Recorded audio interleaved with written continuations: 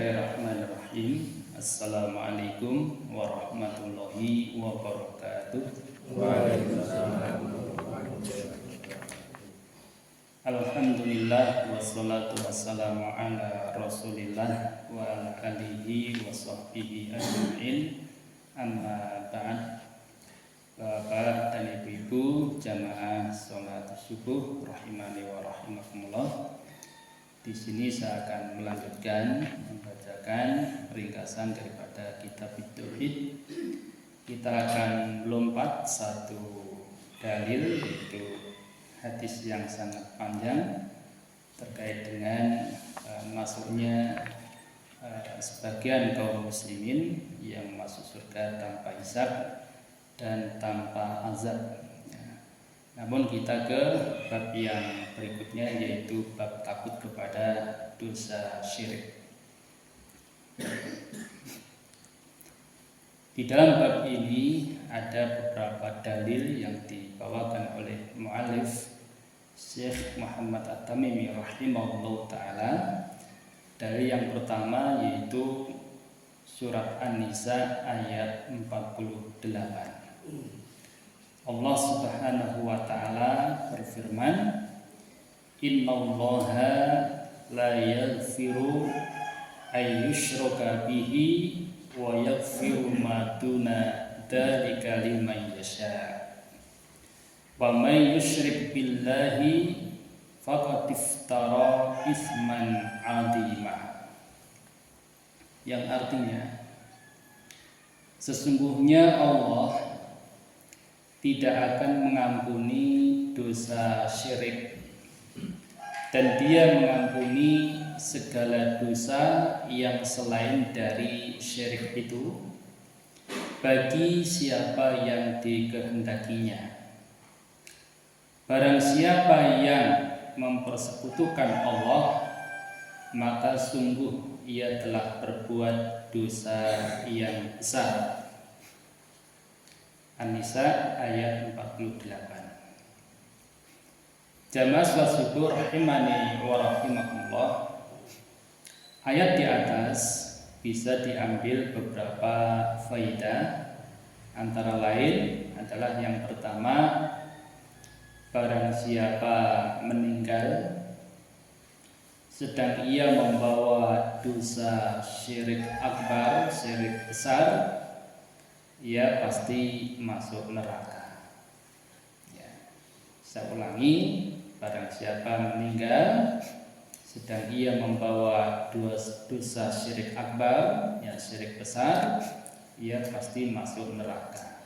Contohnya, ada seorang memiliki jimat, sehingga jimat ini diyakini bisa merubah hidupnya, bisa mewariskan dagangannya, bisa memperlancar rezekinya dengan sebab jimat tersebut, bukan atas kehendak Allah Subhanahu wa ta'ala, tapi atas kehendak jimat itu, atau raja atau apalah yang semisalnya.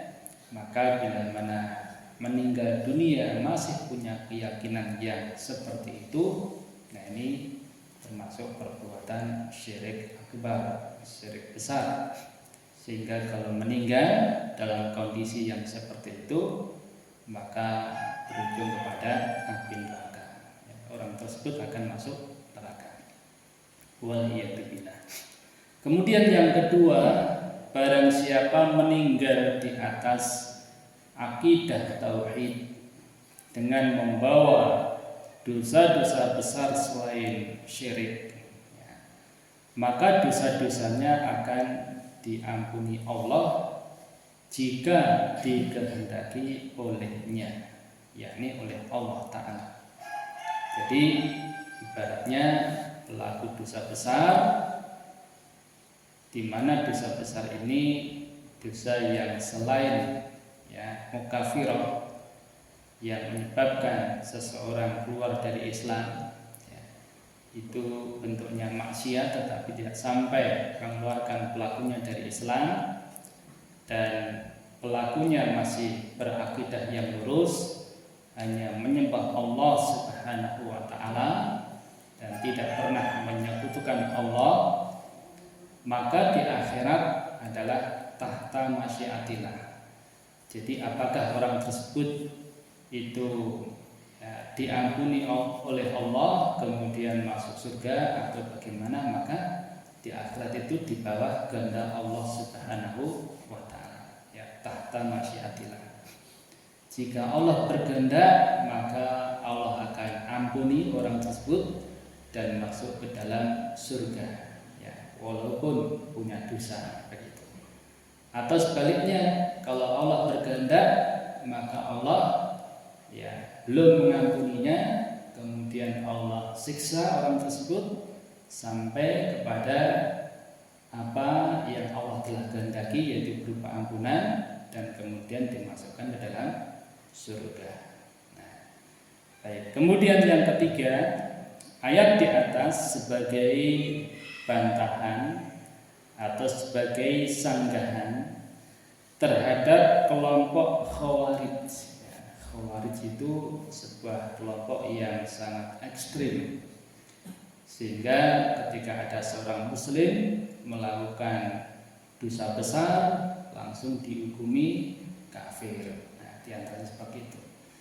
Ya, ketika melakukan dosa besar langsung dihukumi masuk neraka. Nah, itu kelompok ekstrim Khawarij, ya.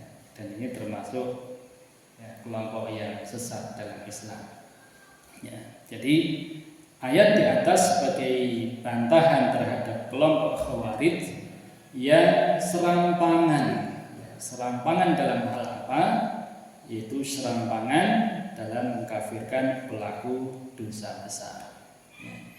Dan sekaligus sebagai bantahan atau sanggahan terhadap kelompok Mu'tazilah, ya. Dalam Islam itu ada aliran Mu'tazilah, di mana aliran Mu'tazilah ini meyakini bahwa pelaku dosa besar itu akan kekal di dalam neraka. Nah, begitu. Jadi kelompok Mu'tazilah ini meyakini bahwa pelaku dosa besar akan kekal di dalam neraka. Kalau Ahlus Sunnah wal Jamaah, salafus saleh tidak memandang demikian. Ya, apa pandangan Ahlus Sunnah wal Jamaah? Pelaku dosa besar sepanjang yang bersangkutan adalah orang yang beriman, orang yang bertauhid, maka tadi, ya, seperti yang di atas, yaitu tahta masyiatillah, ya, di bawah kehendak Allah Subhanahu wa taala. Jika Allah ampuni, maka diampuni, ya, tanpa diadab oleh Allah dan dimasukkan ke dalam surga. Namun sebaliknya, jika Allah berkehendak, maka, ya, belum diampuni, sehingga, ya, harus disiksa terlebih dahulu, ya, di neraka, kemudian sampai waktu yang Allah telah kehendaki baru kemudian masuk ke surga atau dimasukkan dalam surga. Dan ini banyak hadis-hadis terkait dengan hadis syafaat, ya. Jadi kaum muslim yang beriman ada yang masuk neraka kemudian mendapatkan syafaat, ya, diampuni oleh Allah kemudian dimasukkan ke dalam surga. Baik. Kemudian yang terakhir, penetapan sifat masyiah bagi Allah Ta'ala. Ya, sifat masyiah di sini maksudnya, ya, kehendak, ya, berkehendak. Jadi Allah SWT itu punya sifat, ya, berkehendak.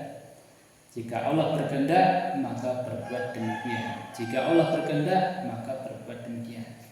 Maka segala sesuatu tidak lepas dari kehendak Allah Subhanahu wa taala.